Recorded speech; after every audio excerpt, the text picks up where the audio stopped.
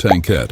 At the start of the war, a tank could mean something you could almost lift by hand. The Tankette weighed barely 3 tons, about the same as a family car. No turret, no cannon, just a single machine gun, and 2 crewmen crammed shoulder to shoulder inside a metal box, the size of a small shed. It was never built to fight. It was built to scout, cheap enough to produce by the thousands. But the moment it met real resistance, the flaw became obvious.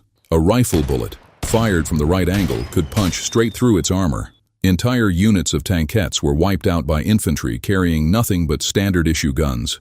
The lesson was brutal, but simple. If you're going to put a man in a metal box, that box needs a real weapon inside it. Light tank. So engineers gave it one. The light tank added a proper cannon and thicker plating, fast enough to race ahead of infantry and punch through weak points in a line. For a moment, it looked like the answer. Then these tanks met real armor for the first time, and their shells simply bounced off the hull and spun away into the dirt. It got to the enemy first, every time. It just turned out that first and alive were 2 different things. Cruiser tank. So Britain leaned into that speed even harder. The cruiser tank was built to race through gaps in enemy lines the moment they opened, moving fast enough to strike deep before the enemy could react. On the open desert of North Africa, that idea worked beautifully. Then the same tanks reached terrain where speed meant nothing and armor meant everything, and cruiser tanks started dying in numbers nobody had planned for. A fast tank with thin armor is still a thin tank. It just gets to the ambush quicker. Infantry tank, Churchill. So the British tried the opposite philosophy entirely. Forget speed, build something that simply refuses to die. The Churchill crawled forward barely faster than walking pace, but its armor could shrug off hits that destroyed lighter tanks outright. In one widely cited account, a single Churchill reportedly survived over 80 direct hits in a single engagement and kept moving. So why wasn't the war being won by the tank that nothing could seem to kill? Because a machine that survives everything still can't chase down an enemy retreating faster than it can crawl. And its gun still couldn't crack the newest German armor. What the war actually needed was a design that didn't have to choose between surviving and winning at all. Somewhere on the other side of Europe, that design already existed. And when German crews met it for the first time, they didn't just lose battles. They lost confidence in every tank they had. Medium tank, T-34. German crews described the moment almost the same way, again and again. They fired. The shell hit, and it simply ricocheted off into the dirt. Standard anti-tank guns that had gone through every other Allied tank on the front line suddenly did nothing at all.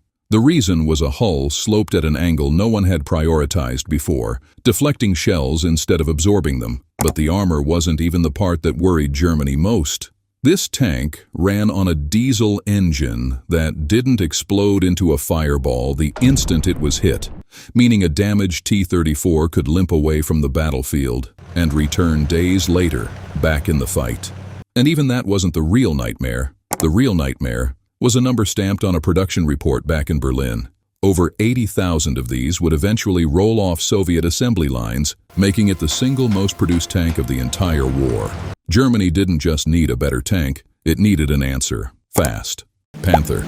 German engineers reportedly studied captured T-34s so obsessively that one officer later described it as the vehicle that forced Germany to rewrite its entire approach to tank design. Sloped armor, a long, powerful gun that could kill from over a mile away, before the enemy even knew it was there. On paper, the Panther became one of the finest tank designs of the entire war. In practice, entire columns of brand new Panthers reached the front already missing vehicles, not because the enemy had destroyed them, but because the road had. Transmissions failed under the weight of their own armor. Gearboxes seized on long marches, and tanks with a perfect kill record on paper were abandoned in ditches before ever firing a shot in anger. Germany had finally built a weapon capable of dominating any battlefield on Earth. They just hadn't finished building it yet. Heavy tank, Tiger. While the Panther chased elegance, another German design abandoned subtlety completely. Nearly 60 tons of steel, about the same as a fully loaded railroad freight car, with armor so thick that standard Allied guns could fire directly at it and simply fail to penetrate. Allied crews were given standing orders never to face one alone, with doctrine calling for at least 4 tanks to corner a single Tiger, and command accepting in advance that several of those 4 might not survive the exchange. For a moment, it was close to unbeatable, but building something this heavy meant building almost nothing else. Fewer than 1,500 were ever produced. Against tens of thousands of Shermans and T-34s, Germany had built a monster. It just couldn't build enough of them to matter. Tank destroyer.